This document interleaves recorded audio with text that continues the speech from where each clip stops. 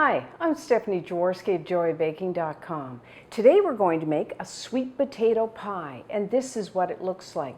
The crust is wonderfully buttery crisp, and the sweet potato filling is smooth and creamy and very custard-like. So we are going to make our own sweet potato puree for this. So you first need to preheat your oven to 400 degrees Fahrenheit, which is 200 degrees Celsius. Then you will need a baking sheet. You can line it with foil like I've done here, or parchment paper. And then I like to just lightly oil, or you could spray the foil with like one of those non-stick sprays, just so that our sweet potatoes don't stick. And you will need about 2 pounds, which is 900 grams of sweet potatoes. So if you're using ones this size, you only need 2. They're pretty big. And you want to make sure they're really nice and smooth, hard, no soft spots or mold or anything like that. And you want to wash your sweet potatoes and dry them. And then, this is kind of like, I don't know whether you've baked just a baked potato, it's the same sort of thing. So what I do is take a knife and just put across, not very deep, just so that way, if you've already done just a regular potato and you haven't poked it or done like what I'm doing, they can explode. So we don't want that. It makes quite a mess. So just, this will help that. Just like that. And then just put them in the oven.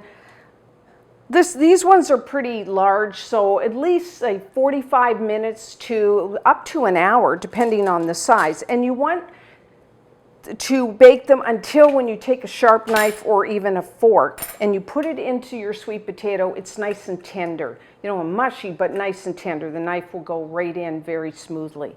And so I've already done that. And this is what it looks like once it's been baked and cooled. You can see the outside has got kind of bumpy, and let it cool down completely. And then you can just easily peel off the skin.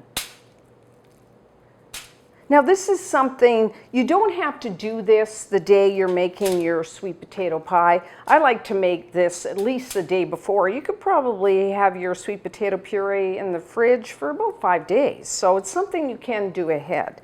So just peel all that off. And get rid of that darks. Although that's okay, but I want a nice bright orange filling. Isn't that gorgeous? This is a winter squash.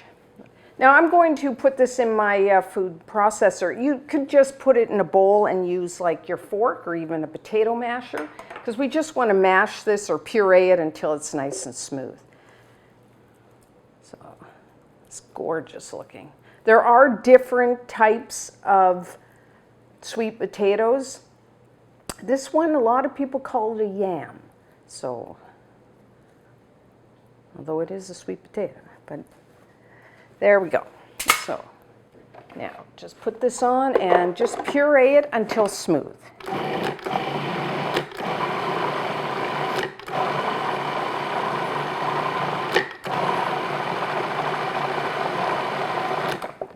Might want to scrape down. Oh, it's almost done.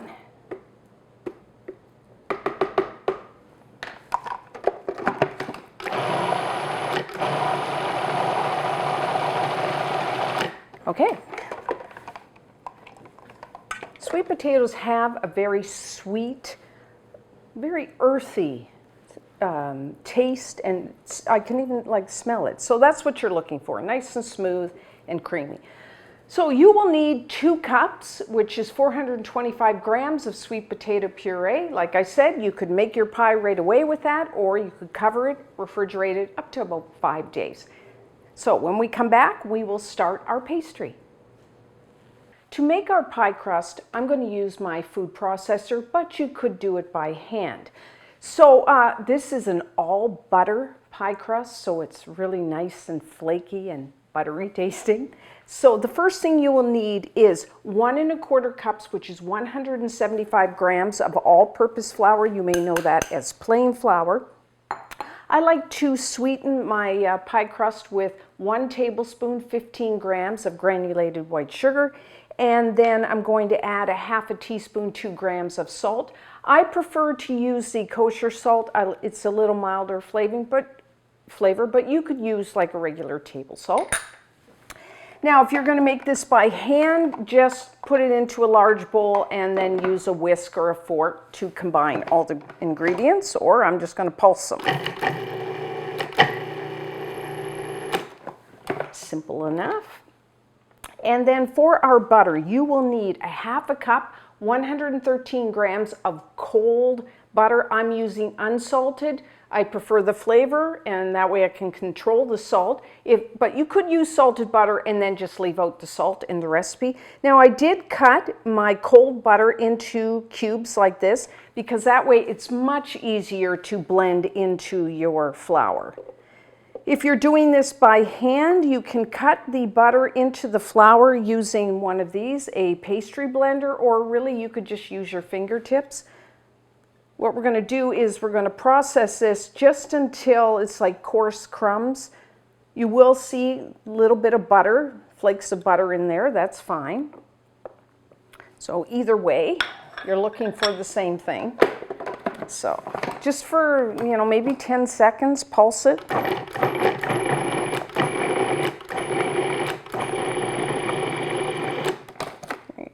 Just give it a look. Got a few bigger chunks of butter. I'm just going to break those up with my fingers. But this is kind of what you're looking for. You will have some bigger chunks of butter. Don't worry about that. That's what's going to give our pastry like this really nice crisp texture. So now, I'm just going to flour. So we're going to need some water to bind everything together. You want to use like ice cold water from your refrigerator, or just have a glass, put some ice cubes in there with your water. And, flour can absorb, depending on how it was stored, and that can absorb different amounts of water. So I'm going to say between 3 and 4 tablespoons. Always start with the lesser amount. When we're processing this, or if you're mixing this by hand, you don't want a solid ball of dough here. You want it to start to come together, but not like one big ball, because we want our pastry to be nice and flaky. So I'm just going to pulse this for a bit.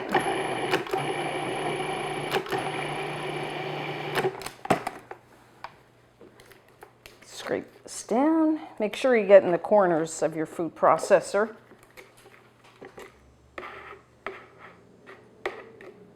Okay.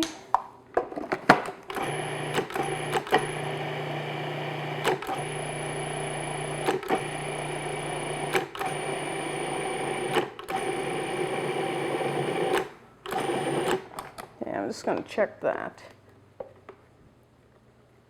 Maybe just a little more. You never know. So, see that? Okay, I think that's good. So as you can see, it's not a solid ball, but when I take it and squeeze it, it'll hold together. So that's what you're looking for. Now, if you're new to pastry making, it takes a little practice, so do the best you can. So now I put a piece of plastic wrap down, and what I'm going to do is dump it right on there. You don't want to handle your pastry too much, because over-handling can make it tough as well. So what I do is I just take the edges of my plastic wrap, if I can get them, and just kind of bring it together like this. That way, if I use that, then I don't use my warm hands to warm up the pastry. So just kind of get it, whoop. Don't do that, I ripped my plastic wrap. So once it's like that, then we're just going to form it into a round. Now we do have to chill our pastry until it's nice and firm. I find, maybe an hour. You could do this ahead of time. You could even do it the day before if you wanted to, but give it like probably close to an hour. So just put it into a round. Makes it easier to roll out. And then when we come back, we will roll out our pastry. So now to roll out our pastry. Typically when you take it out of the fridge, it's pretty hard, so you need to just let it sit on your counter for a few minutes. And then we will need a 9-inch, that's 23 centimeter pie pan. And then just flour your surface. Put your pastry on there, and you will need a rolling pin. Now when you're rolling, keep turning your pastry. One is because so it doesn't stick, and two, it's that way you can make sure you're rolling like the whole thing evenly. Now if you find when you start rolling it cracks, it's probably a little cold. So you can just either let it sit for a few minutes on your counter, you can take your rolling pin and kind of bang it to soften it. If you're new to pastry, this, it's technique, it's practice. But the good thing is you can just kind of patch it together, do the best you can. And then, you put it in the pie, if you can get it into your pie pan, no one's going to know when you bake off your pie. And next time, you learn a bit and you get a little better. So be kind to yourself when you're doing pastry at the beginning.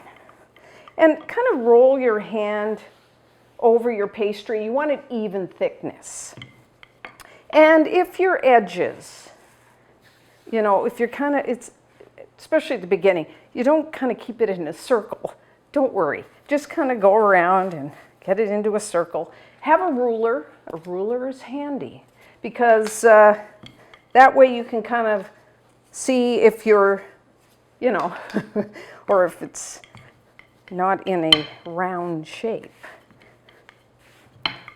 So what we're going to do is roll this into about a 12-inch, 30 centimeter round. If you don't want to bother with a ruler, is take your pie pan and then put it over there, and it should be a couple inches, about 5 centimeters, which mine's not quite. That's just a good way of knowing that that's the right size. Okay, so we've got it to the size we need. So take your rolling pin, and what I like to do is just roll my pastry loosely. If you have a lot of flour, just brush that off on the bottom, and then just gently fit it into your pie pan. And then don't pull your pastry, because if you pull it too much, that's why you get shrinkage. Just kind of gently push it down, and then you can kind of fit it into your pie pan.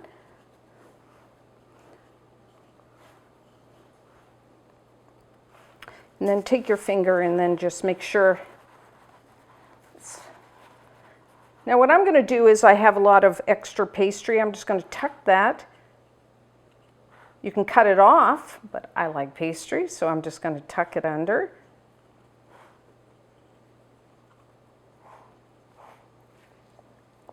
Okay, and then what I'm going to do is crimp the edges. So I take 2 fingers like that, and then with my thumb, just push in. All different ways to do it. You could just use the tines of a fork and press it down, or if you have your own little way you like. Okay, and then what I like to do, this is entirely optional. I like to I have 1/3 cup, 35 grams of finely chopped pecans. I like pecans with the sweet potato, is a very nice combination.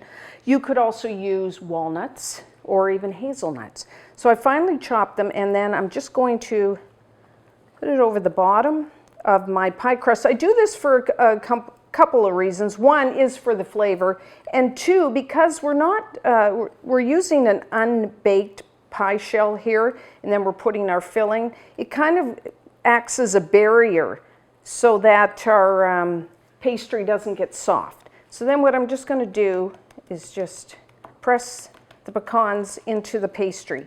And then I'm going to cover this, put it back into the refrigerator. We want to give that the pie shell time to firm up again. It kind of relaxes the gluten in the flour, and so we don't want it to shrink. While that's happening, you want to preheat your oven to 375 degrees Fahrenheit, which is 190 degrees Celsius. Now, if you have a regular oven, by that I mean your heat source is on the bottom. You want to have your wire rack in the bottom third, because we have an unbaked pie shell, and you want the pie crust to be pretty close to that heat source. So, and then when we come back, we will make our sweet potato filling. For our filling, I like to make it by hand. So in a large bowl, you will need 3 large eggs at room temperature, and that by weight would be about 150 grams of eggs. And then I'm just taking a whisk, break them up.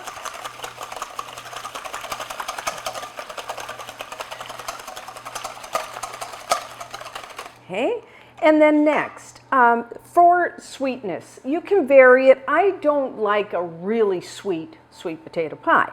So I'm going to add a half a cup of firmly packed light brown sugar. That's about 110 grams. If you prefer your pie a little sweeter, you could add an extra quarter of a cup, 50 grams of sugar.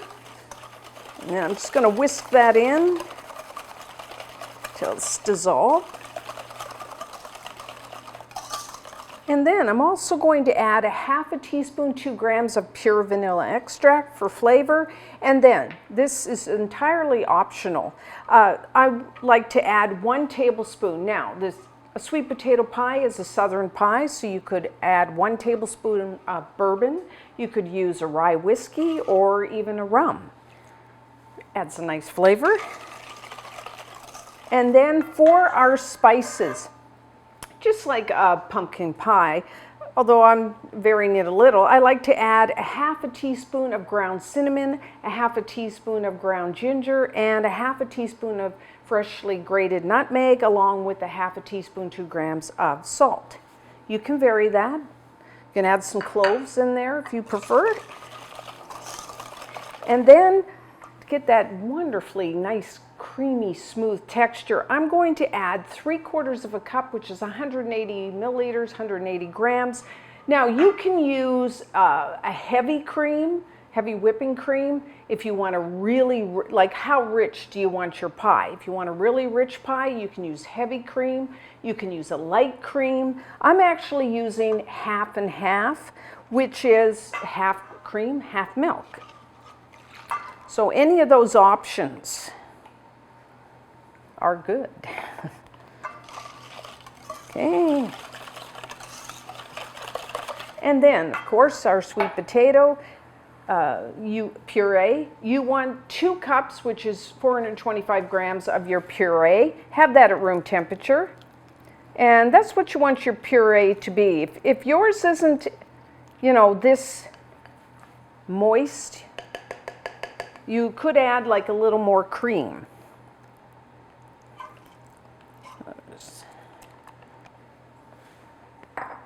And then I'm just going to whisk that in, or you can stir it in to combine it.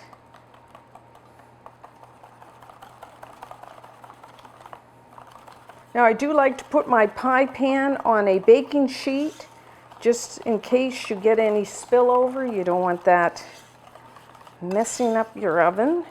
Okay, that looks good. Quick stir. And pour it in. And that looked gorgeous. Okay, so now baking time. Everyone's oven is a little different. I find about 45 to 50 minutes. So what you're looking for, it will puff up. It will be set. But the center's going to look a little wet. You want it that way. And when you take a knife and insert it about 1 inch, 2.5 centimeters from the edge, it will come out just a little wet. So about 45 minutes.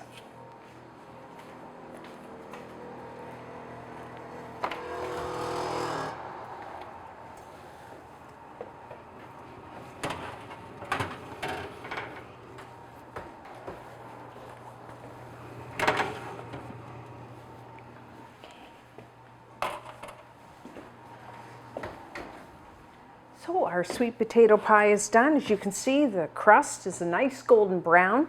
The center still looks a little wet, and when I put a knife about an inch, 2.5 centimeters from the edge, still comes out almost clean. So now put your pan on a wire rack, and then we want to let that cool down to room temperature, and when we come back, we will try some.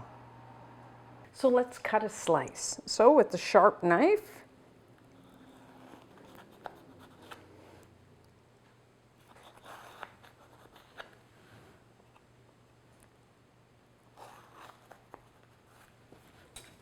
okay.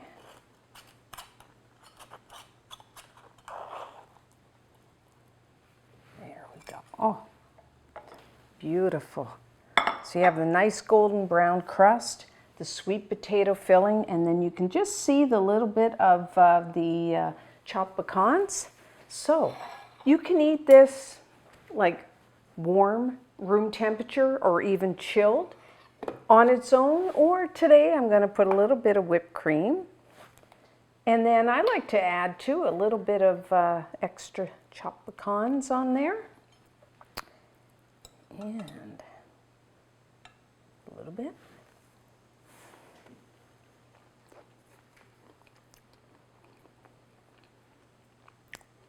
That is a really great tasting pie. It's still a little warm. The crust is wonderfully crisp and buttery, and then you can taste those the little bit of pecans, and then the filling. Sweet potatoes, they're sweet and they're kind of an earthy flavor, and then you have, of course, nice creamy smooth, and then just a hint. I put some rye whiskey in there, so just a hint of that. Really nice tasting pie. Try this one. And until next time, I'm Stephanie Jaworski of joybaking.com.